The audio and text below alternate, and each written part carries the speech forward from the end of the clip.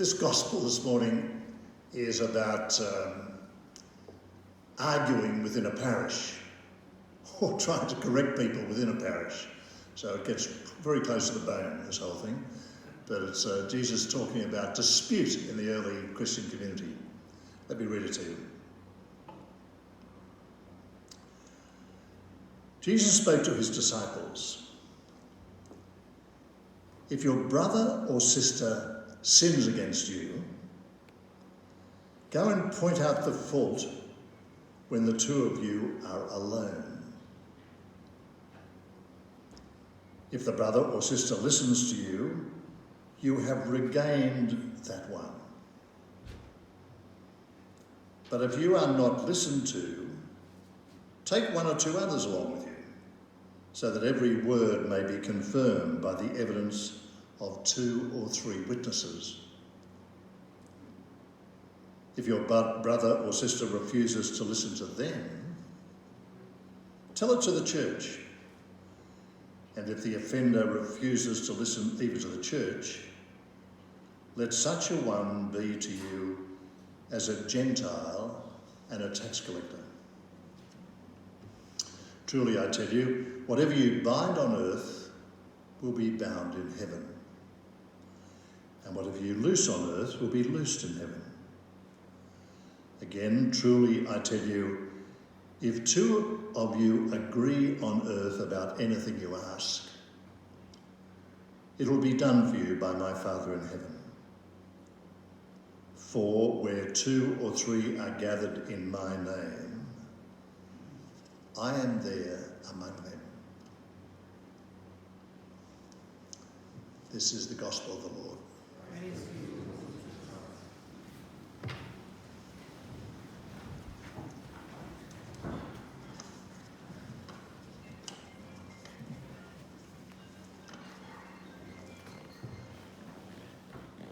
It just reminds me to turn my phone off. My phone has a far more dramatic call than that one.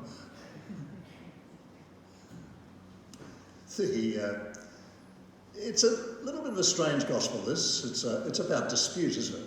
It's about people who have offended you. It sounds like a procedure for conflict resolution, as we'd talk about it today. And there's all sorts of rules about conflict resolution.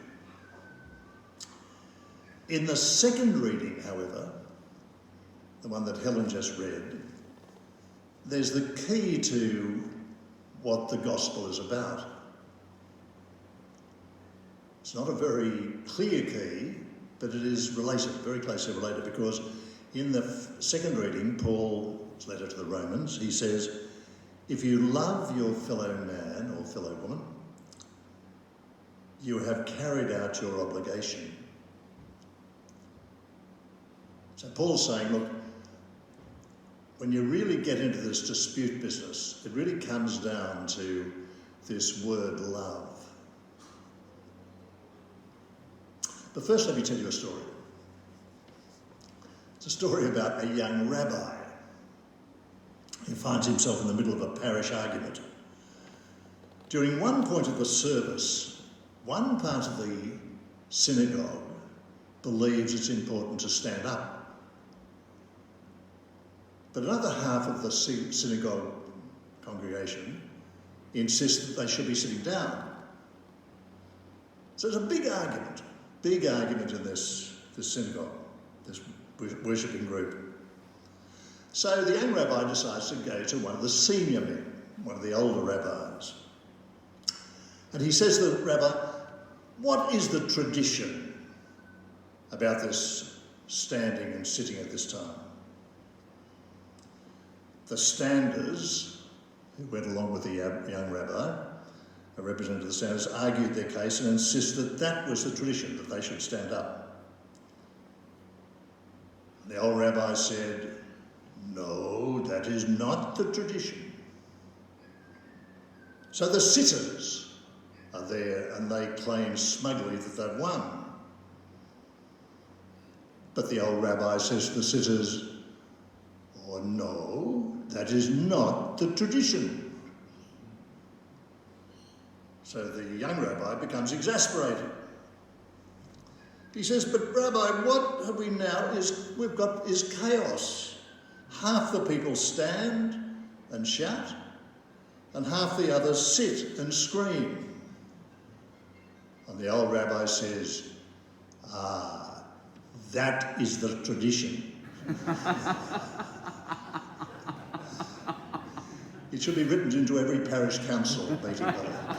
The council meetings here are very amicable and intelligent, aren't they? Chris, wonderful meetings. But I've had other experiences. But let's go to that second reading for a moment to try to unlock this. Paul's saying, avoid getting into debt except the debt of mutual love. If you love your fellows, you have carried out your obligations. Now, Paul's letter is written in Greek. The word love, I guess, I've got a theory about this. I think the two words in our English language, God and love, are two of the most misunderstood, superficially understood ideas in our language, and almost the currency of, well, particularly the word God, but you've heard me talk about that in the past, I think. But even this word love is such a squishy, ill-defined sort of a word in English. But in Greek, it's quite different. In Greek, in the language of Greek, there's various types of love. And if you'll just be patient with me for a moment, I'd like to spell out what those words are. The first one describes what we would call family love. If you want the Greek word, let me show off for a minute, it's storge. That doesn't matter, but that's the word for family love, storge. It describes that love of parents for their children, of grandparents for their grandchildren. It describes a siblings' love for one another. It's a truly unique love. Family love, storge. In fact, that's what we're celebrating today, isn't it? Father's Day. This should be called Storge Sunday. This is a day in which we celebrate fathers. And I love that word, father figures. I guess I'm a father figure. I hope I am. Perhaps I'm a grandfather figure, Claire. So anyway, that's another matter. But storge is family love, and it's unique. It's beautiful. It's almost built into our genes. There's a second type of love. It's sexual love. And the Greeks have a word for this. It's called eros. You know, we get the word erotic from that, but it's sexual love. It describes that passion of sexual and romantic love. It's a terrible longing. Eros is not unique. There are millions of people we might find sexually attractive. I've only found 100,000 myself, but I haven't been in the market. But eros is something which is not unique. It's built into us. The third type of love is friendship. And the Greek word is philia. Or philia, actually. It's that special gift of affection or friendship.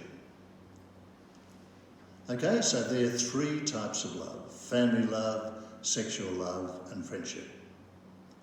So which word would Paul use in that letter to the Romans that Helen just read to us? Neither of the three of them. Parents or children, the family love? No, that's not possible to fit into what Paul's asking us to do within our community. Our family is going to be very different to our parish. No question about that. And let's not confuse them. It's not talking about sexual love, eros, that we should love one another. That's another drive. another terrible longing, perhaps. Scott Peck, don't know whether any of you can remember Scott Peck, but about 30 or 40 years ago, he was a man who was writing about spirituality. He wrote a book called The Road Less Travelled. And it was a book that really caught our hunger for spirituality in a very, very practical, real way, I always thought. But he talks about this eros, this falling in love. He said it's not an act of the will. It's not even necessarily a conscious choice. Eros, to put it crudely, is a trick that our genes pull on us to express the evolutionary drive we have to propagate. It's built into us. To call it a trick is it sounds like a bit of a celibate talk from a pulpit, doesn't it? But anyway, our sexual drive is life itself setting out to propagate, but it is, it's not necessarily a conscious choice. We should think about it, but it's something which comes from an instinctual level of who we are, I think. Nor does Paul use the word philia, or philia, I think is the correct pronunciation. He's not talking about friendship. Friendship is a beautiful, treasured gift. It's a type of love. It's one of life's joys. Often it comes unbidden and unsought. But in fact, to really develop friendship, we need to be very deliberate and invest in it. All sorts of people are making that point right now in the middle of this COVID. They're saying, look, put time into friendships. Because you feel so isolated, even if you have to do it with telephones or emails or a card or a flower or something, invest in friendships. Invest in that lovely level of love which philia represents. And I think the advice is right. I think this is a time to invest in friendship. And it's something. But Paul is not talking about any of those three. He's talking about a fourth type of love, and this is the point that I'm trying to make. The Greek word for it is agape. Often we call this Mass the meal of agape. Agape is not affection or friendship. It doesn't describe the experience of falling in love, nor is it family love. You can love someone with agape even if you don't particularly like them. That's the dilemma. It's been described, and I love this term, it's been described as invincible goodwill. The goodwill that drives us. The goodwill that takes us out of our selfish interests and projects us to a wider sense of connection to this world. It's that sense in us, it might be a drive too. There's this deep satisfaction in it of breaking out of our little cocoon and moving to a wider world. Scott Peck would say the will to extend oneself for the purpose of nurturing one's own or another person's growth. That's what he's talking about, agape. That's the reason we're here, by the way. This is a meal. The Eucharist is the meal of agape. And so this is what Paul is talking about. And he's saying that we come together as a community to share communion so that this sense can be stirred in us to break out of our self-interest to move to a wider world. I'm just reading the story of Fred Hollows. Fred Hollows died, tell you when he died just before I went to St Mary's Cathedral, so that was 95, died about late 1994, I think. Fred Hollows restored the sight of 2.4 million people. Roll that round your mind. Fancy restoring the sight of one person who couldn't see or had I think it's glaucoma, is it, that one of these eyes, to give sight to one person. He gave sight to 2.4 million people while he was alive. He died at the age of 64, by the way. Not very old, is it? But he invested himself, and now that is agape. That is breaking out of your own little cocoon to reach out and realise how you can impact a wider community. Our worship, that's why we're here, that's what we're praying for, that we might continue to nurture, nourish, water that sense of agape. Because self-interest continues to try to close down, and it does that particularly when we're afraid. Fear is the thing that closes us down to our own little agenda. And that's why that song is such a wonderful refrain. Do not be afraid. Why? Because you become less a person.